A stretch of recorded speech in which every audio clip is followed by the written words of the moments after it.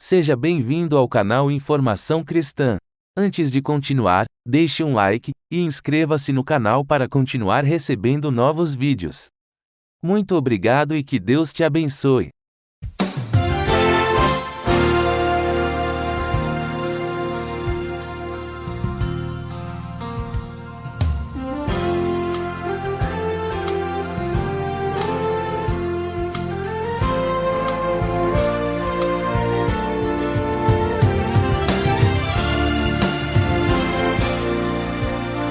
Muitas pessoas têm tido seus sonhos destruídos pela falta de confiança absoluta em Deus.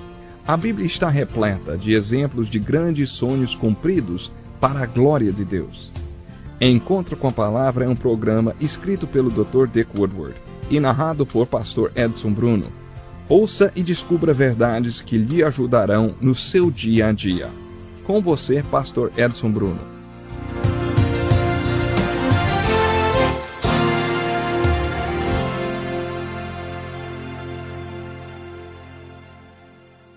Muito obrigado, Darrell, e chegou o momento de juntos estudarmos mais um pouco da inspirada e santa palavra do nosso Deus. No capítulo 6 do livro de Josué, lemos o plano estratégico que o Senhor Deus deu a Josué na noite anterior à batalha.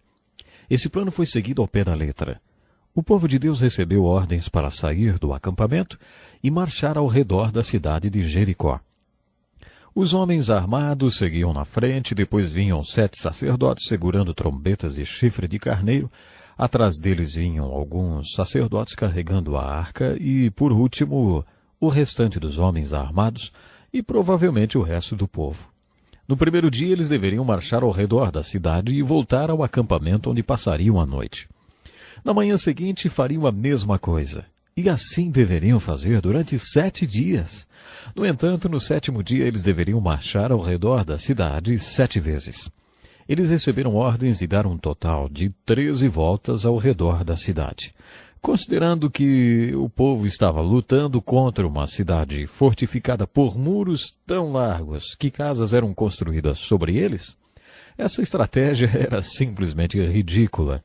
Geralmente, uma das defesas do inimigo era colocar aqueles que não usavam armas, como crianças e mulheres, no topo das muralhas. Quando o inimigo aproximava-se dos muros, era atacado com carvão em brasa e pedras que vinham do alto das muralhas. Lembre que um dos maiores generais de Israel, Abimeleque, morreu porque se aproximou muito do muro quando seu exército atacou uma cidade.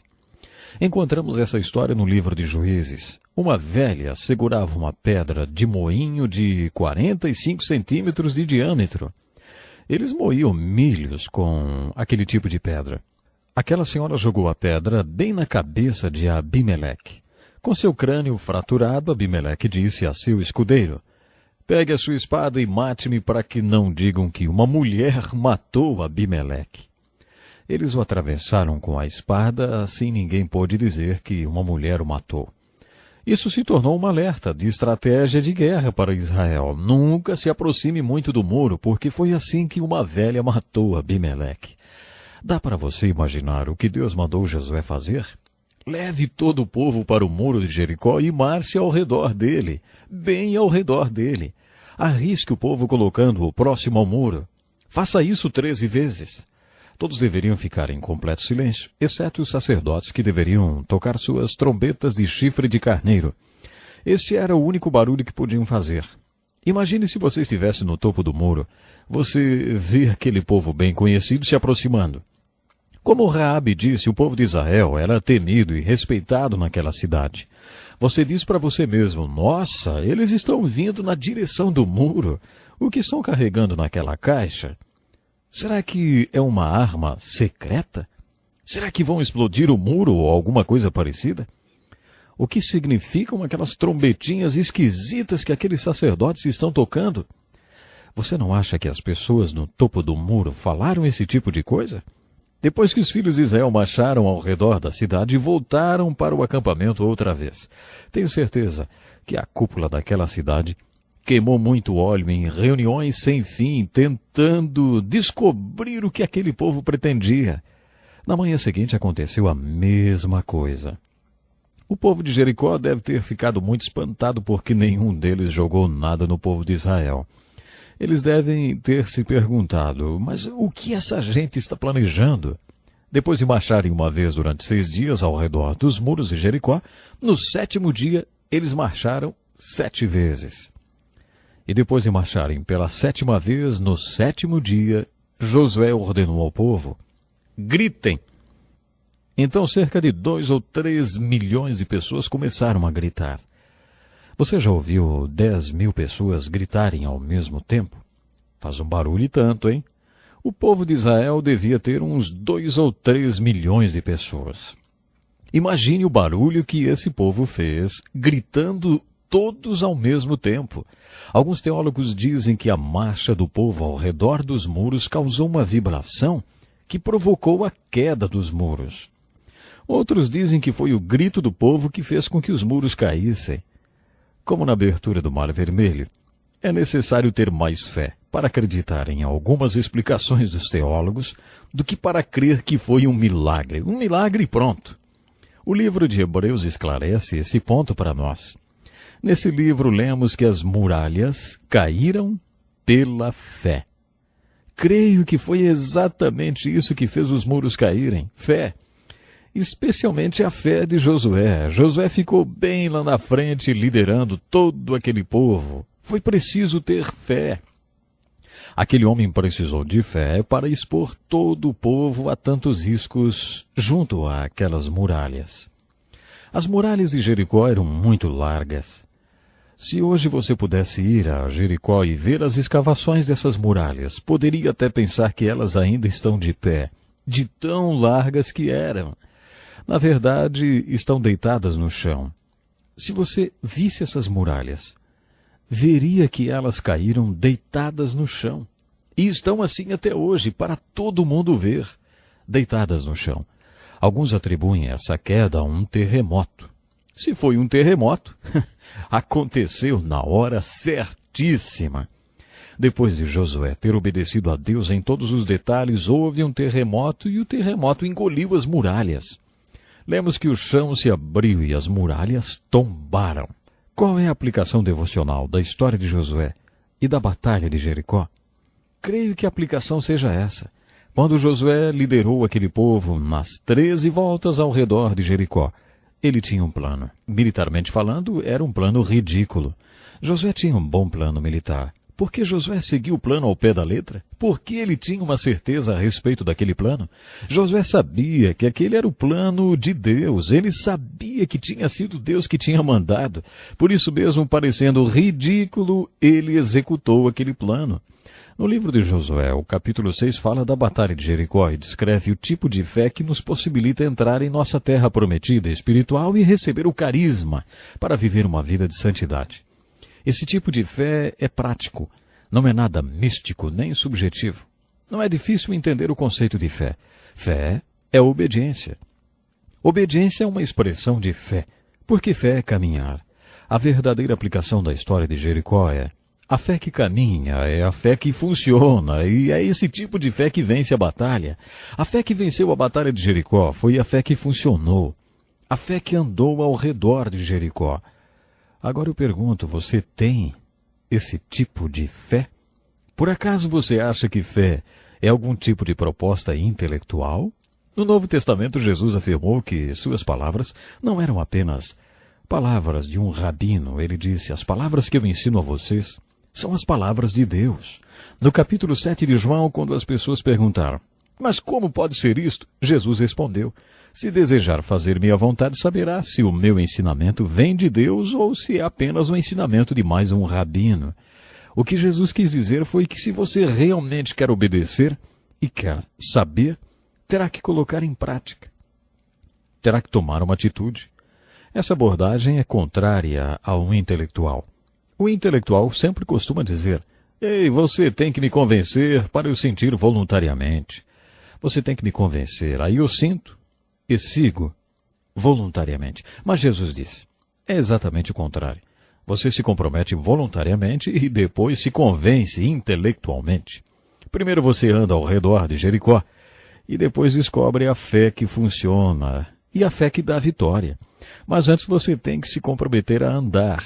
Os intelectuais há séculos dizem: ver para crer. No Salmo 27, as Escrituras colocam as coisas de outra forma. Davi, com toda a sua experiência de vida, disse: tenho esta certeza, viverei até ver a bondade do Senhor na terra. O intelectual diz: ver para crer. Mas Deus diz: crer para ver. É essa a ilustração da batalha de Jericó. Quando os filhos de Israel se dispuseram pela fé a rodear Jericó 13 vezes, eles provaram Deus e Deus os provou. Eu conheci um homem que foi chamado por Deus para construir uma estação de rádio em Quito, no Equador. Esse homem andava com Deus. Seu nome era Clarence Jones. Ele construiu em Quito, Equador, a estação de rádio chamada HCJB. Segundo ele, um dia Deus colocou no seu coração o desejo de construir a torre que transmitiria o sinal da estação no topo de uma montanha específica. Deus deixou bem claro que a torre de transmissão deveria ser erguida naquela montanha. Ele chamou isso de o radar divino. De acordo com o Dr. Jones, através de seu radar, Deus mostrou exatamente onde a torre deveria ser construída. Os engenheiros que trabalhavam no projeto disseram: ei, Dr. Jones, deve haver algum engano nisso. A quantidade de minerais nessa montanha causará interferência e magnetizará o sinal, impedindo a transmissão. Dr. Jones voltou ao seu posto de oração. Orou e Deus disse a ele: é nessa montanha que eu quero que você construa a torre. Dr. Jones desafiou com sua fé os engenheiros e os conselhos dos especialistas. Ele disse: coloque a torre naquela montanha, assim mesmo. Os minerais que os engenheiros disseram que destruiriam o sinal fizeram exatamente o contrário.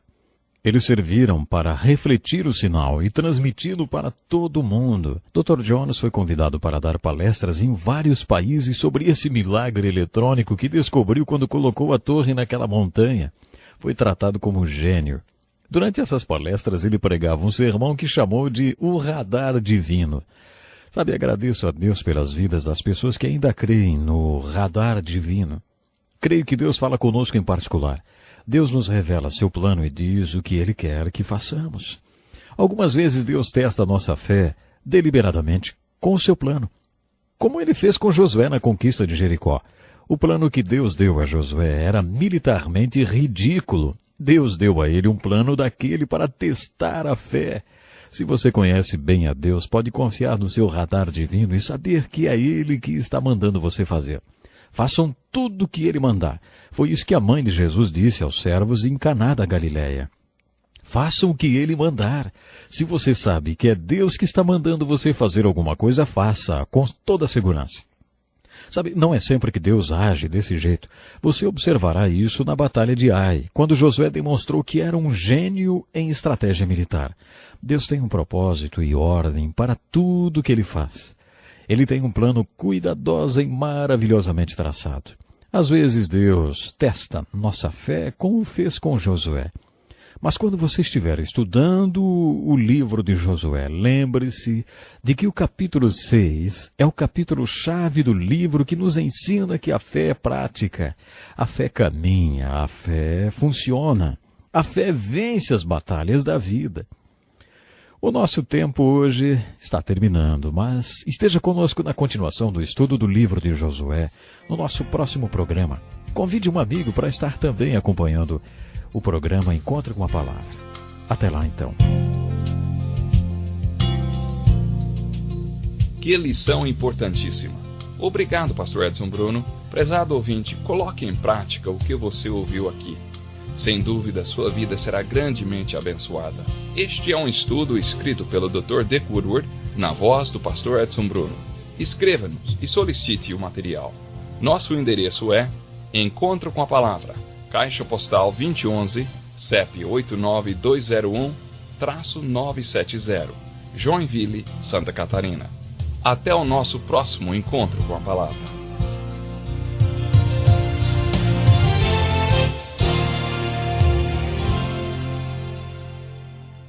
Obrigado por ter assistido um vídeo do nosso canal Informação Cristã. Esperamos que ele tenha edificado a sua vida e também da sua família. Pedimos que por favor se inscreva no nosso canal, dê um like e compartilhe esse vídeo para o maior número de pessoas, para que elas também sejam edificadas e alcançadas pela palavra do nosso Deus. Que Deus te abençoe e até o próximo vídeo.